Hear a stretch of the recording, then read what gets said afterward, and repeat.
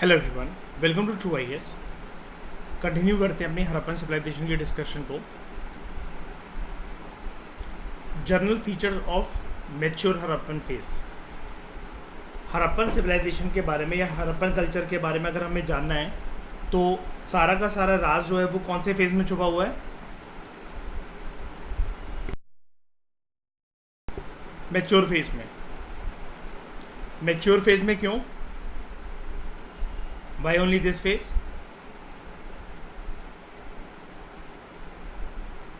क्योंकि when it comes to development, Harappa यहाँ पर अपने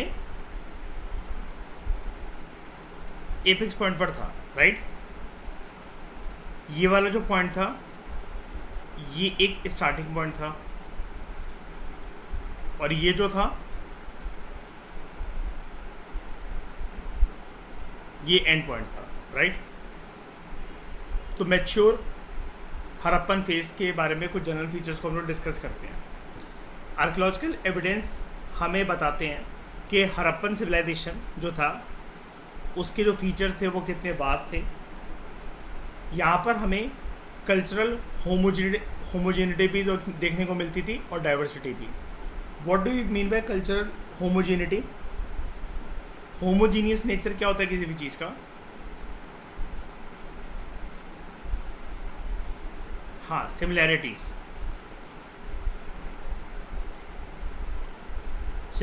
है ना, और डाइवर्सिटी भी, right? Diversity in terms of, क्योंकि आप इमेजिन कर सकते हो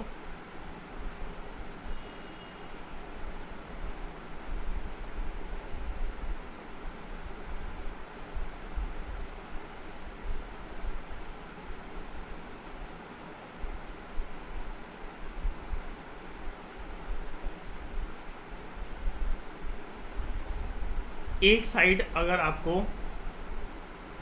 इस एरिया में मिल रही है, यहाँ पर इधर है आपका हड़प्पा, इस तरफ है आपका लोथल, यहाँ है राखीगढ़ी और कालीबंगन। तो एरिया के हिसाब से, एरिया के पर्सपेक्टिव से अगर आप बात करो तो ये एरिया ऐसी जगह पर है ना जहाँ पर जोग्राफिकल टोपोग्राफी अलग अलग है। जाहिर सी बात है यहाँ पर रहने वाले जो लोग हैं तीनों एरियाज़ में, हड़प्पा में, लोथल में, राखीगढ़ी और कालीबंगन में, ये कुछ तो अलग होंगे एक दूसरे से इन टर्म्स ऑफ फूड या जिस तरीके से इनकी एग्रीकल्चर प्रैक्टिस होती होगी, है ना, रहन सहन होता होगा। लेकिन ब्रॉडर लेवल पर आके अगर हम लोग बात करें वो क्या है ये सब एक ही ब्रॉडर सिविलाइजेशन का पार्ट, राइट? है ना ऐसा? इसलिए बोला जा रहा है आपको कल्चरल होमोजेनिटी, क्योंकि ब्रॉडर सिविलाइजेशन का पार्ट है। हड़प्पा में लगभग कितनी साइट्स थी? 2600 प्लस, 2600 से ज़्यादा साइट थी। अब कितने एरियाज़ में वो फैली होंगी? Northern most corner of Harappa, southern most corner of Harappa, eastern most corner, western most corner, जहाँ तक भी वो फैली हुई थी उस जगह पर कुछ तो डिफरेंसेस होंगे, तो वो रिप्रेजेंट करते हैं डाइवर्सिटी को। लेकिन क्योंकि ये सारी साइट जो थी ये एक बड़े सिविलाइजेशन का पार्ट थी, एक ही मतलब यहाँ पर जो भी प्रोडक्ट्स जो बनते थे, लोगों के पास जो स्किल थी, लोग एक दूसरे को जानते थे और जुड़े हुए थे यहाँ पर, इसलिए यहाँ पर बात हो रही है कल्चरल होमोजेनिटी। ओके, ये वही बात समझ में आ गई होगी।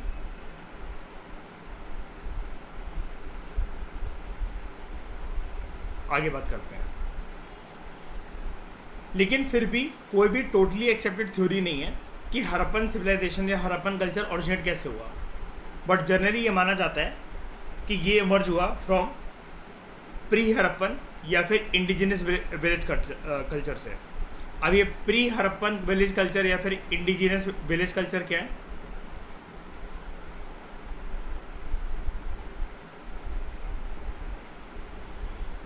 जो इससे पहले साइट्स थी, इससे पहले जो लोग रह रहे थे, जिनके अंदर थोड़ा सा एक ज्ञान था, एक समझ थी विद रिस्पेक्ट टू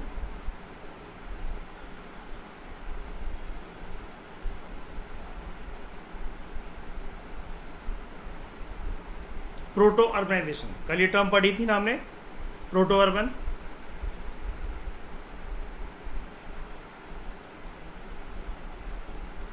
ये रहा, यानी कि इनको शहरी विकास की या अर्बनाइजेशन की कुछ समझ तो थी, कुछ कुछ ये जानते थे, लेकिन पूरी तरीके से जो था ये डेवलप जो अगर हुआ फुल तरीके से अर्बनाइजेशन के अंदर जो ये कन्वर्ट हुआ, वो हुआ मैच्योर हड़प्पन फेज के अंदर ही, ठीक है। वो लेकिन इसके ऊपर कोई जनरली एक एक्सेप्टेड, टोटली एक्सेप्टेड कोई थ्योरी नहीं है कि हड़प्पन कल्चर ऑरिजिनेट कैसे हुआ। ये ऑरिजिनेट हुआ फ्रॉम प्री हड़प्पन कल्चर या फिर इंडिजिनस विलेज कल्चर से, ठीक है। ये ज़्यादा रीजनेबल व्यू माना जाता है।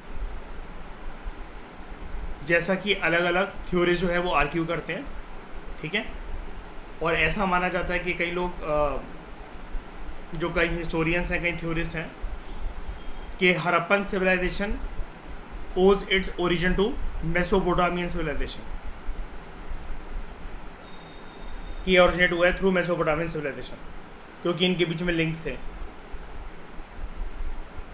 तो क्या पता ये कल्चर, ये सिविलाइजेशन या यहाँ के लोग मेसोपोटामिया से आए हों। रहन सहन क्योंकि बिल्कुल हमें उनके जैसा देखने को मिलता है, बात वही है, लेकिन अलग अलग थ्योरीज, अलग अलग उनकी बातें, अलग अलग उनकी थ्योरीज। जो एरिया जो था जिसको हम बोलते हैं Harappan civilization, it was triangular in shape, ठीक है। And it was the largest among the 3 ancient urban civilizations, क्योंकि पूरे का पूरा एरिया आप देख ही सकते हो। सबसे ज़्यादा एरिया हड़प्पन सिविलाइजेशन ऑक्यूपाई करता था ना तीनों सिविलाइजेशन में से, कितना, 8 लाख स्क्वायर किलोमीटर। तो बस ये आपको बता रहा है कि देखने में ऐसा लगता था it was triangular in shape, कि यहाँ से लेकर यहाँ तक फैला हुआ था।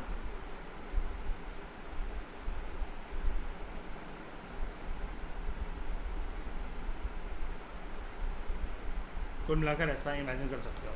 वो तो कोई दिक्कत नहीं है, शेप को छोड़ो आप। और बाकी उस टाइम पर ये जो एरिया बताया जा रहा है हड़प्पा का, इतना बड़ा किसके साथ एसोसिएट करके बताया जा रहा है, इजिप्ट, मेसोपोटामिया, ठीक है, प्रेजेंट डे एरा। कौन कौन से एरियाज़ को कवर करता था? रफली it covered the modern day areas of Rajasthan, Punjab, Haryana, Gujarat and Pakistan.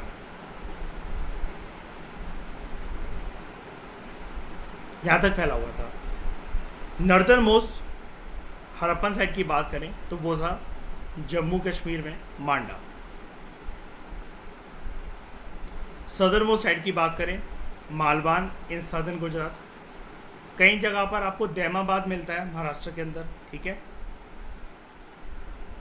Eastern most side मैंने जैसा कि आपको बताया था, इसके अंदर आपको 6th क्लास की तमिलनाडु, 11th क्लास की तमिलनाडु, पूनम दलाल दहिया, हर जगह पर आपको अलग अलग मिलेगा। तो आप northern most, eastern most, southern most और वेस्टर्न मोस्ट, ठीक है। थोड़ा सा इसमें फ्लक्चुएशंस आ सकती हैं, तो आप हर जगह जो है जहाँ से भी आपने पढ़ रखा है, तो आप एक काम कर सकते हो, जैसा मैं अपने नोट्स में करता हूँ, स्लैश करके जो जैसे 6th क्लास की तमिलनाडु में जो दे रखा है दैमाबाद या कुछ भी, तो यहाँ पर वो भी लिख लो, ताकि कल को अगर पेपर में आए तो आपके मन के अंदर डिस्प्यूट नहीं होना चाहिए, भले एग्जामिनर्स के बीच में अगर डिस्प्यूट हो तो, ठीक है। क्योंकि ऐसा नहीं होगा कि कहीं ना कहीं आपने उसको सुन ना रखा हो कि यार अच्छा उस वाली बुक के अंदर ये सदर्न मोस्ट साइड बताई गई थी, तो वो अगर ऑप्शन होगा तो आप उसको पहचान जाओगे, ठीक है। अलामगीरपुर यूपी, ये तो चलो ठीक ही है। Malvan southern Gujarat, eastern most है अलामगीरपुर, और वेस्टर्न मोस्ट है सुदका गेंदोर इन बलूचिस्तान, ठीक है। ये हड़प्पन सिविलाइजेशन का एरिया है मैच्योर फेज का, जहाँ तक ये फैला हुआ था। फिर हम लोग मैच्योर हड़प्पन फेज के अलग अलग कैरेक्टरिस्टिक फीचर्स के बारे में बात करते हैं। सबसे पहले बात करते हैं टाउन प्लानिंग के बारे में। हड़प्पन सिविलाइजेशन अपने अर्बन आउटलुक के लिए जाना जाता है एंड किस तरीके से वहाँ पर एक लोगों के अंदर सिविक प्लानिंग को लेकर समझ थी और उनको जिस तरीके से भी वो शहरी विकास कर रह रहे हैं उसको ऑर्गेनाइज करके कैसे चलना है। They were carrying this kind of sophisticated sense, knowledge थी उनको इस बात की, ठीक है, स्किल्स थी उनके अंदर ये सब कुछ कैरी आउट करने की। बड़े सारे केसेस के अंदर हड़प्पन सिटी जो थी वो 2 पार्ट्स के अंदर डिवाइडेड थी, बड़े सारे केसेस में, नॉट ऑलवेज, ठीक है। जैसा कि आप जानते हो 6th क्लास से आप पढ़ी रहे हो इस चीज़ को, सिटाडेल या फिर रेस पार्ट। ये एरिया उठा तो हुआ था लेकिन इसका एरिया कम था, हाइट ज़्यादा थी, लेकिन this part occupied a smaller area and it was more suitably situated to the west of the city.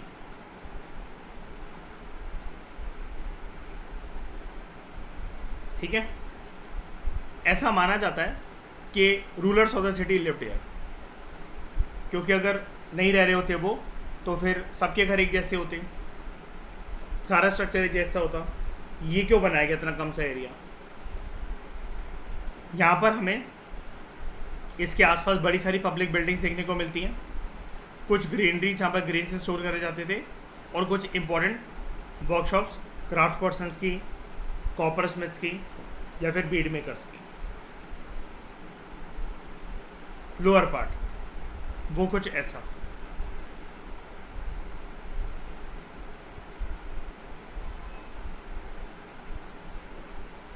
ठीक है। ये आपका वेस्टर्न साइड पे हो गया।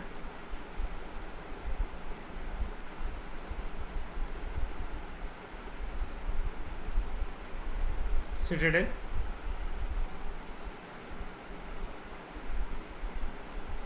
ये आपका ईस्टर्न साइड पे हो गया।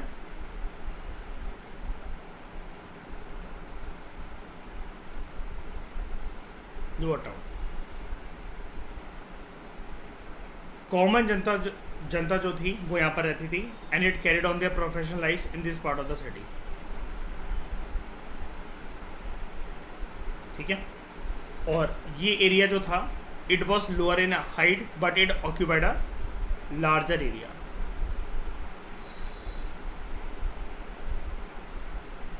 एज कंपेयर टू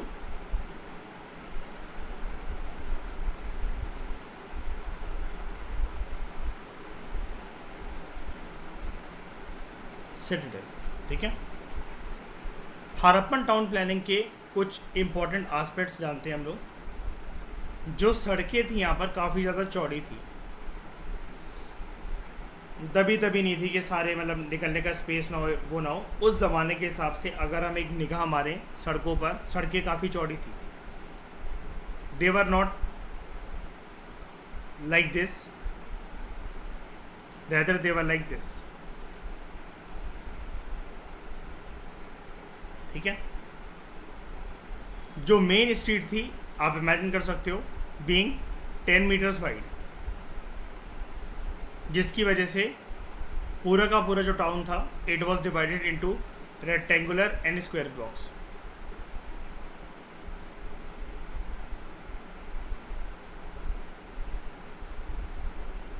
उसके बाद थोड़े थोड़े गैप पर there were lamp post. Lamp post क्या होता है श्रेया?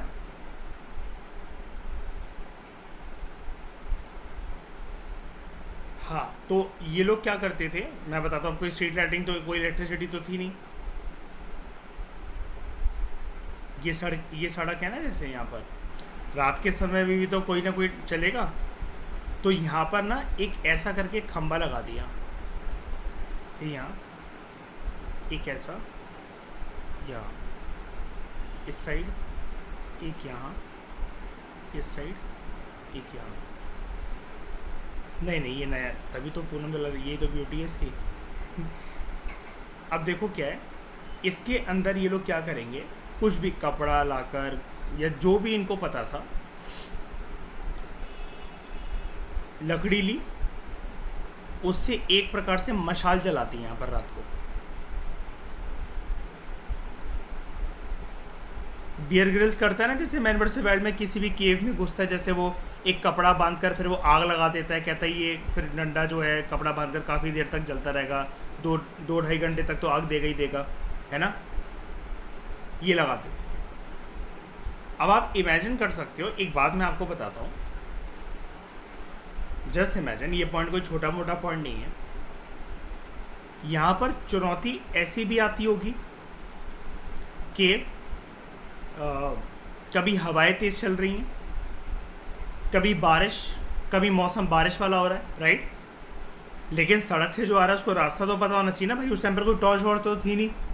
आप इमेजिन कर सकते हो ना कि इंसान को मून लाइट फॉलो करनी पड़ रही है घर तक आने के लिए। आज के समय पे तो हमें किसी ना किसी की घर की लाइट दिख जाती है, इसलिए तो हम अपने घर तक पहुंच सकते हैं। बिल्कुल अंधेरे में कैसे पहुंचे, अपना घर भी ना पता हो।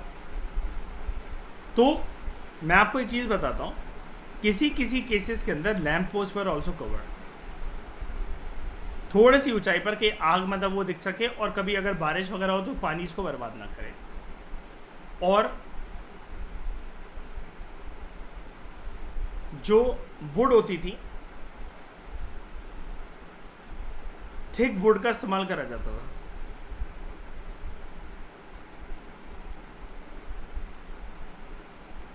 ताकि ये काफ़ी देर तक जलता रहे। और ये भी कह सकता हूँ कि मैं मान लो स्ट्रीट लाइट्स हमारे यहाँ कब से जलना स्टार्ट हो जाती हैं श्रेया, समथिंग लाइक अगर सर्दियाँ हैं तो 5:30 बजे, गर्मी हो तो 7:30 बजे या 7:15 बजे, राइट, चल जाती हैं। ये विंटर्स, ये समर्स ऐसे ही होता है। ये डेली बेसिस पर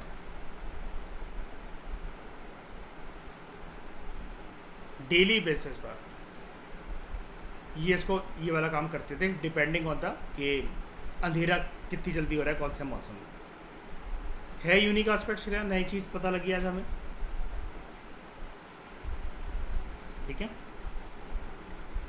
उसके बाद मतलब यार हिस्टोरियन भी देखो कहाँ से काम नहीं, लाइफ बर्बाद कर रहे, क्या पता लगा कि कौन क्या करता था क्या नहीं करता था। भाई वो मर के चले गए हैं, इनकी रिसर्च की वजह से हमारा पीछे आज तक नहीं छूट रहा हड़प्पा से। उसके बाद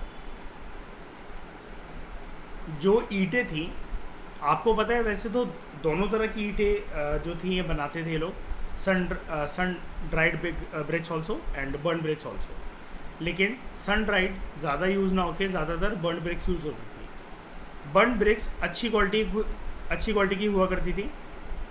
एंड यूनिक फीचर जो इन ईंटों का था वो ये था, सारी की सारी ईंटें जो आपको मिली हैं पूरी हड़प्पन सिविलाइजेशन में, और कितनी सारी साइट्स हैं, 2600 साइट्स में, आपको सबका एक आइडेंटिकल रेशियो देखने को मिलेगा। और इसी वजह से तो हिस्टोरियंस वो शॉक हो गए थे जब आर्कियोलॉजिकल सर्वे ऑफ इंडिया तक इन तक ये बात पहुंचती है, जब वो रेल की पटरी बिछाई जा रही थी। यही तो था ना कि ये जो पूरी की पूरी रेल की पटरी बिछा दी गई 150 किलोमीटर की, इतनी सारी जो ईंटें उसके अंदर जो यूज़ करी गई, सबका आइडेंटिकल रेशियो था, है ना। तो इंसान में इतनी समझ कैसे हो सकती है कि वो कोई गलती ना करके बिल्कुल एक ईंटें जो बना रहा है बिल्कुल सेम साइज़ की बन रही हैं। तो ये जान लो ये कितना था, 1:2:4, ठीक है। 1 centimetre thickness, 2 centimetre width, 3 centimetre 4 centimetre length. 1:2:4 in terms of thickness is to width is to length. सारे हड़प्पन स्ट्रक्चर्स में हमें इसी सिमिलर आइडेंटिकल रेशियो की ईंटें देखने को मिलती हैं। और हमें जो ब्रिक्स का एवरेज साइज है उसके अंदर भी यूनिफॉर्मिटी देखने को मिलती है। जब घर बनाते थे हड़प्पन्स तो ब्रिक्स यूज होती थी 7:14:24 सेंटीमीटर की, 28 सेंटीमीटर, 7:14:28। एंड सिटी वॉल्स के लिए 10:20:40 सेंटीमीटर। और हम इसको कैसे बोलते हैं मैथ्स में, जब हम तीन चीज़ें ऐसे इंटू करके लिखते हैं तो ऐसे ही बोलते हैं ना शिरा, लेंथ, ब्रेड्थ, हाइट, ठीक है, ये भी length, breadth, height. City walls के लिए ज़्यादा क्यों?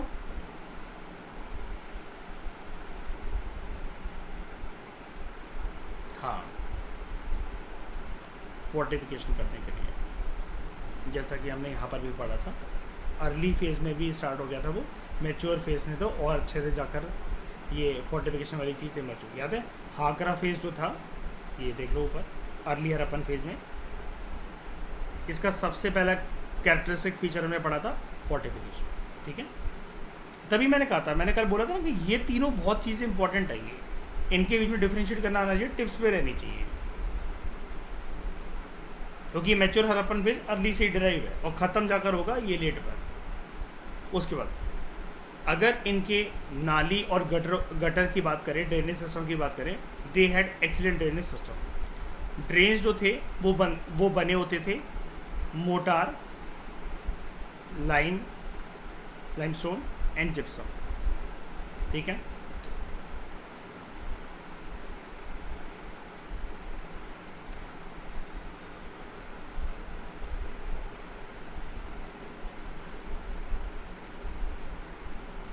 मोटार, ठीक है, एक प्रकार का सीमेंट जिसको पानी में मिक्स कर गीला करके पहले बिछाया जाता है, फिर हवा लगने के लिए छोड़ दिया जाता है ताकि वो सूख कर ठोस हो जाए, ठीक है।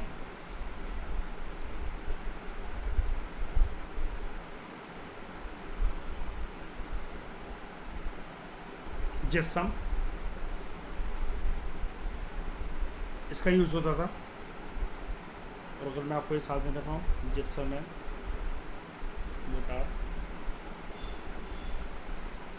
इसको मिक्स करके कुछ ऐसे क्ले में मिक्स कर दिया आपने तो ये एक प्रकार का सीमेंट बन गया, चूना बन गया, ठीक है। और उसके बाद आपका ये लाइम,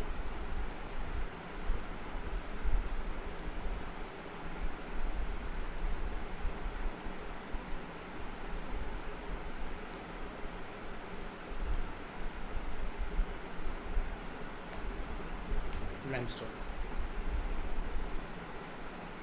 इससे इस पत्थर से घिस कर एक चीज़ बनाई और उसके बाद उसको अगेन क्ले में मिक्स कर कुछ ऐसा बना दिया, ठीक है। इससे क्या होता है, मैं लाइम की अगर आपको बात बताऊं, लाइमस्टोन की, तो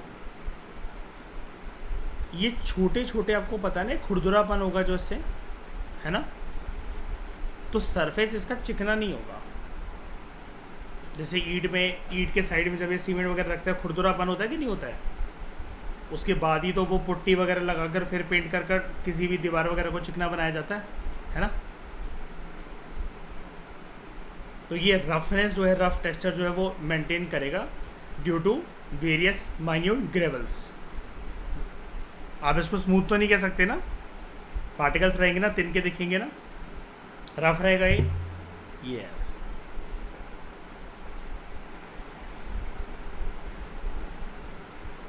and they were covered with large brick slabs for easy cleaning, ठीक है। पहले तो जैसे नालियाँ बनाई गई हैं, उनके ऊपर स्मेल ना आए तो अलग अलग गैप पर ये नालियाँ बिछा दी गई। इन नालियों में लेकिन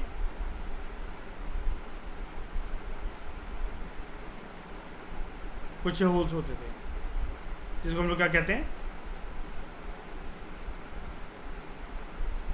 ड्रेनेज होल्स या स्लैब होल, ठीक है, ताकि ये आराम से खुल जाए, क्लीनिंग हो जाए, उसके बाद दोबारा ढक दी जाए, ठीक है। ये जो ड्रेनेज सिस्टम था ये कैसे कनेक्टेड होता था? सबसे पहले तो हाउसेस के बैक में एक नाला बहता था, है ना, ड्रेन, हाउस ड्रेन।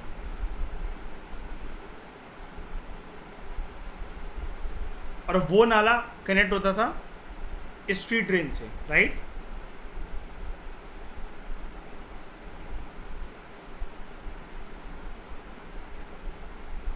जिसको काफ़ी ज़्यादा वाइड बनाया जाता था, बहुत चौड़ा, ताकि उसकी क्लीनिंग बहुत इजी हो सके। स्ट्रीट ड्रेन तो बहुत वाइड होता था। बस में याद है वो मैंने क्लास 12 में एक फ़ोटो दिखाई थी जो दे रखी है वहाँ पर, एक आदमी खड़ा हुआ है, वो सामने आर पार देख रहा है हमें आराम से खड़े होकर, उसके बाद भी उसमें स्पेस रह गया। दिखाऊं श्रेय कितनी चौड़ी होती थी स्ट्रीट ड्रेन।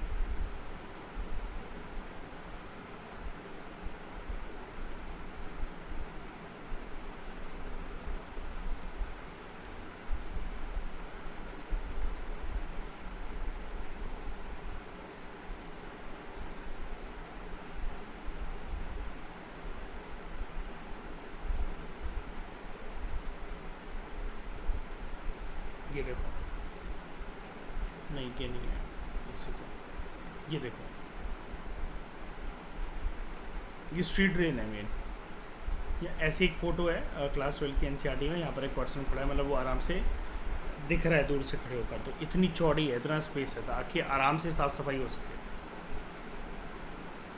और ये घरों के पीछे वाली हाउस ड्रेन,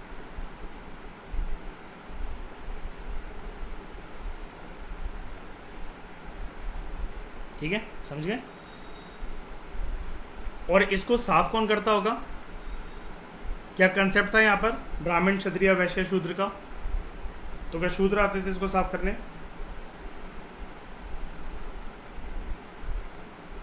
कौन करता था? इट वॉज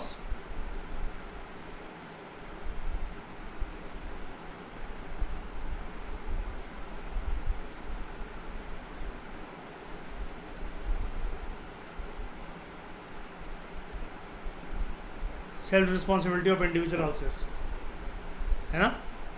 गंदगी तुमने करी तो साफ भी तुम करो। अच्छा कंसेप्ट है ये। और स्ट्रीट ड्रेन कौन क्लीन करता होगा? सबका कंट्रीब्यूशन होता होगा इन terms of their rotation cycle, है ना।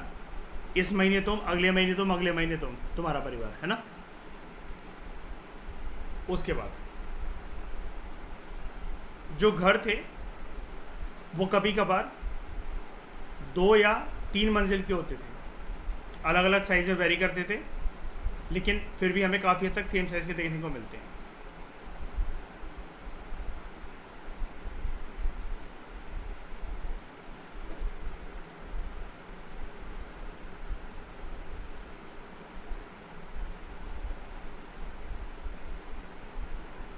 ऑलमोस्ट सेम देखने को मिलते हैं। पीछे वाले अगर आप देखो तो वो ज़्यादा ऊंचे हैं, like this.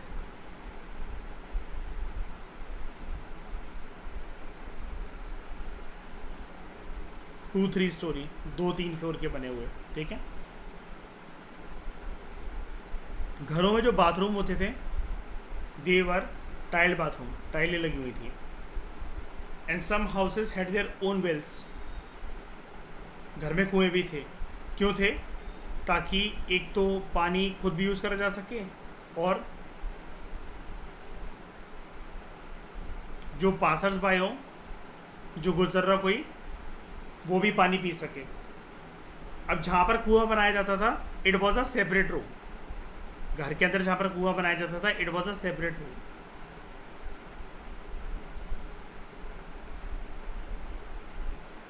No window face the streets.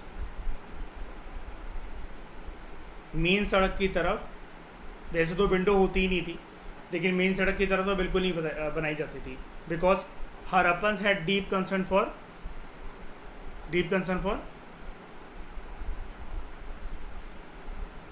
Privacy, है ना।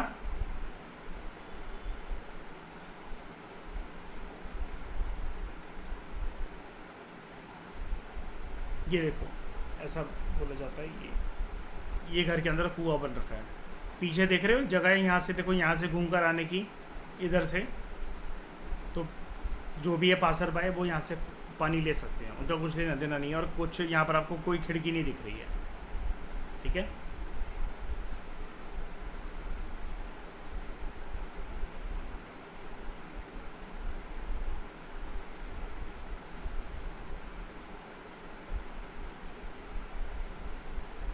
This was urban planning. खिड़कियाँ नहीं दिखेंगी आपको यहाँ पर। उसके बाद टाउन प्लानिंग रफली फॉलोड अ ग्रिड पैटर्न, ठीक है, and streets ran from north and cut at right angles like this.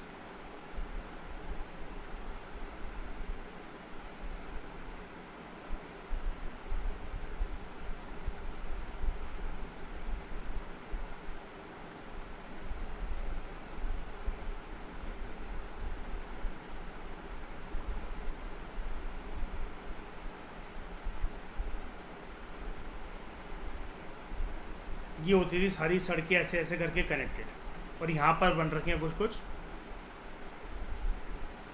ये घर या कोई भी स्ट्रक्चर।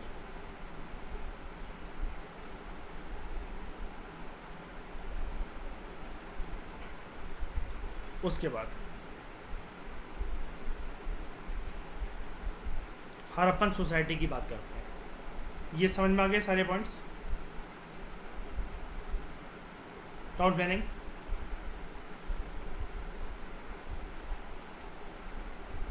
ये पहला मैच्योर हड़प्पन सिविलाइजेशन का फीचर हमने पढ़ा। दूसरा हड़प्पन सोसाइटी।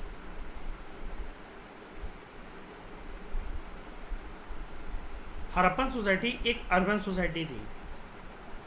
अब तो ये पूरी तरीके से अर्बन थी, और यहाँ पर याद रखना सारी बातें हम लोग पढ़ रहे हैं मैच्योर हड़प्पन फेज की, ठीक है। ज़्यादातर लोग यहाँ पर जो थे, अगर क्लास के टर्म्स में अगर हम लोग बात करेंगे, सच में क्लास होती ही होंगी, तो मिडिल क्लास का आदमी था यहाँ पर। बहुत कम भी नहीं था, उसके बाद बहुत ज़्यादा भी नहीं था। जितने भी घर मिले हैं आर्कियोलॉजिस्ट को एक्सकवेशन से, हिस्टोरियंस ने, आर्कियोलॉजिस्ट ने उनको स्टडी करके ये देखा कि ये घर ये सजेस्ट करते हैं that at least 3 distinct groups lived during Harappan civilization, mature Harappan civilization. एक वो जिनको रूल करा जा रहा है, एक अमीर व्यापारी रिच मर्चेंट्स, और तीसरे poor labourers, those who lived in the lower part of the city. जो हड़प्पन्स थे वो बहुत तरीके के कामों के अंदर इन्वॉल्व थे। They follow diverse profession such as priest, ये हम कैसे कह सकते हैं, स्टैचू मिला है प्रीस्ट किंग का, राइट। वॉरियर्स, पीजेंट्स, ट्रेडर्स और कारीगर। वॉरियर्स कैसे कह सकते हैं, हाँ आप बताओ।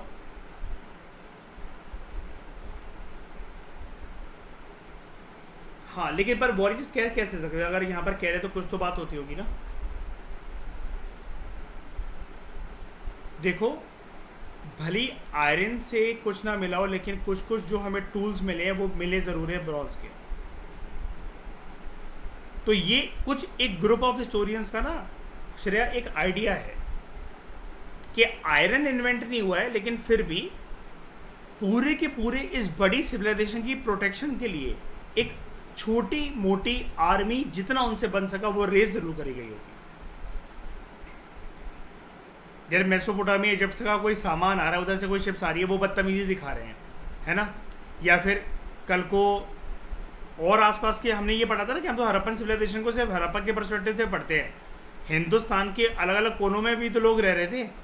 जैसे याद है खेतरी माइन से लोग ट्रेड करते थे, सदर्न इंडिया से ट्रेड करते थे। वहाँ से कोई पर्सन आ रहा है, कल को कोई आक्रमण हो रहा है, कुछ भी हो रहा है, खतरा तो होता ही होगा ना कुछ ना कुछ। तो वॉरियर्स तो चाहिए ना इतने बड़े सेटलमेंट, इतने बड़े सिविलाइजेशन की प्रोटेक्शन के लिए। तो ये हिस्टोरियंस का एक अनुमान है कि वॉरियर क्लास होती होगी। वो आप सही कह रहे हो कि कुछ नहीं मिला ऐसा, लेकिन कुछ कुछ ब्रॉन्ड टूल्स ये सजेस्ट करते हैं कि हाँ हल्की फुल्की प्रोटेक्शन के लिए मतलब वो चीज़ होती होगी। और हाल ही में अभी आपको पता है ना कि एक एक्सकवेशन हुआ था तो उसमें चैरियट मिला था, एक रथ मिला था,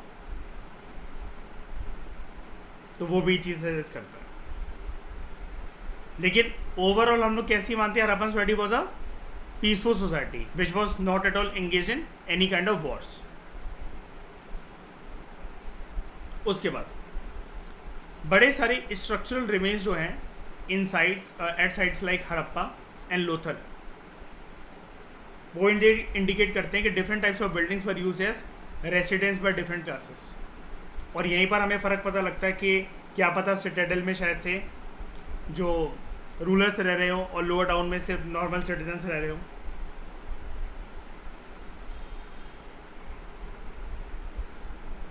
अब क्या मिला ऐसा हमें हरप्पा में? Presence of a class of workman is proved by workman quarters near the granary at Harappa, क्योंकि उनके साथ उनकी बॉडीज़ के साथ जो भी उधर गड़ा मिला है वो नॉर्मल टूल्स हैं, कुछ उनके औजार हैं। Similarly workshop and houses meant for coppersmith and bead makers they have been discovered at Lothal. और लोथल में कौन सी फैक्ट्री थी? कौन सी फैक्ट्री थी जहाँ पर जिसके आधे अधूरे सामान भी जो थे वो हिस्टोरियंस को मिले थे, आर्कियोलॉजिस्ट को मिले थे। कौन सी making? Very good, bead making factory यहाँ पर थी। और सबसे बड़ी फैक्ट्री थी, और किसी भी हरप्पन साइट पे इससे ज़्यादा तादाद में बीड्स नहीं बनते थे जितने यहाँ बनते थे, ठीक है। और इसके पीछे रीज़न ये भी रिस्पॉन्सिबल था कि रॉ मटेरियल तो बीड्स को बनाने के लिए कहीं से भी आ जाएगा, जो कार्निलाइन, लैपिस lazuli, चर्ट या जो भी चाहिए, लेकिन यहाँ से फिर एकदम से एक्सपोर्ट करना उससे आसान है ना। मेसोपोटामिया, दिलबोन, मगान और इजिप्शियन सिविलाइजेशन तक, है ना। हमारे यहाँ लेकिन अगर आप हरप्पन सिविलाइजेशन की बात करो, इंडियन सबकॉन्टिनेंट की बात करो, हमारे यहाँ के सिलेंड्रिकल सील्स बनती थी क्या?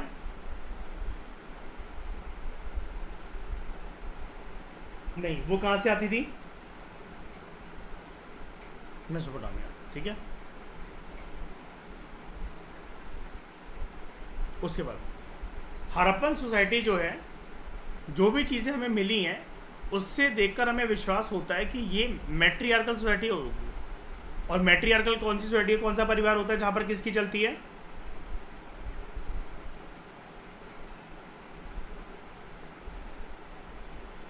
फीमेल्स की। हेड ऑफ द फैमिली या हेड ऑफ द सोसाइटी या फिर रूलर या फिर मोनार्क कौन होता है? Mother, female. तो Harappan society appears to be matriarchal in nature, क्योंकि यहाँ पर हमें large number of terracotta female figurines मिली हैं, ठीक है। और हरप्पन कल्चर के अंदर आप जानते हो कितनी पॉपुलैरिटी है मदर गॉडेस को लेकर, बहुत सारे फिगरीन्स नहीं मिले हमें।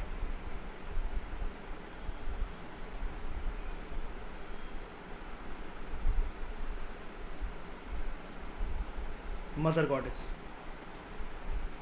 ये एक यूनिक फिगर है, और इसके अलग अलग प्रकार जो हमें मिले हैं, जो कि इंडिकेट करते हैं कि अगर प्रोटो शिवा शिवा है तो ये कौन है?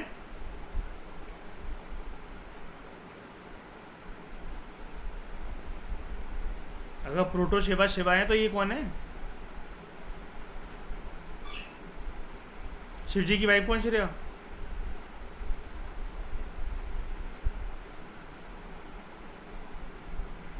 हाँ, तो मैं आपसे ये पूछ रहा हूँ, अगर प्रोटो शिवा शिवा है तो ये कौन है इसमें? बताओ ना यार, क्यों गूंगे बन के क्यों बैठे हो इसमें?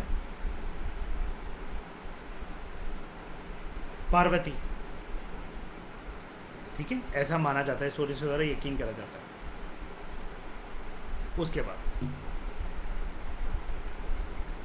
There dress style can be inferred from terracotta figurines and stone sculptures, जो कि इस टाइम पीरियड से बिलोंग करते थे। देखो ड्रेसिंग स्टाइल में आप क्या क्या जान सकते हो? हम एक तो ये अनुमान लगा सकते हैं, हेड गियर पहनते थे यहाँ पर लोग, है ना। Ear jewellery, ear ornaments, necklaces, long necklaces, waist पर कुछ बांधने वाला। प्रीस्ट किंग से हमें पता लगता है आर्मलेट।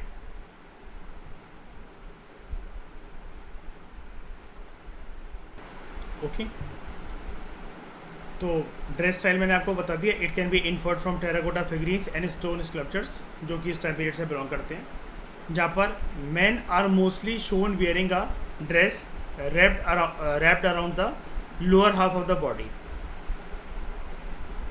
with one end worn over the left shoulder under the right arm। ये किसकी बात हो रही है? ड्रेपरी जो कि पहन रखी है प्रीस्ट किंग ने।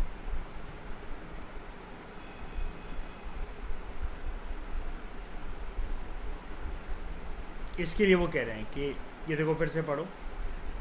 Men are mostly shown wearing a dress wrapped around the lower half of the body।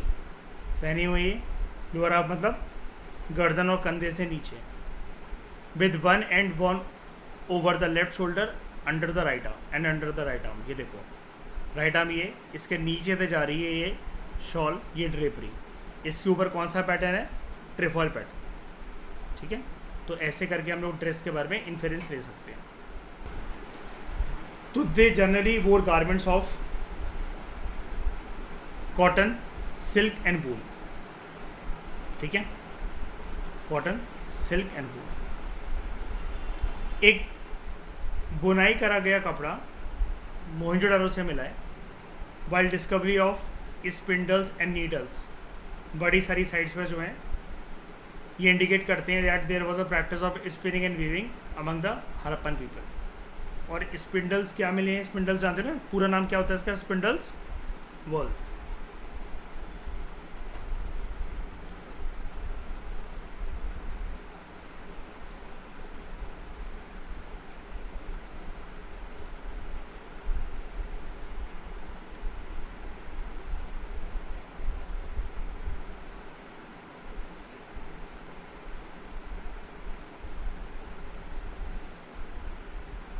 Spindle walls. और ये आपको पता ही है कि कैसे वर्क करता है।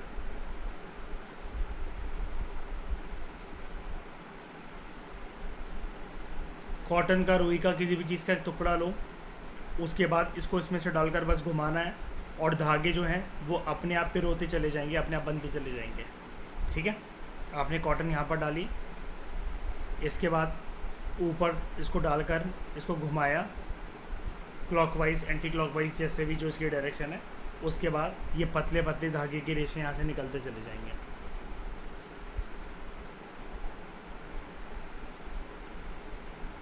ये होता है स्पिंडल वॉल। ठीक है,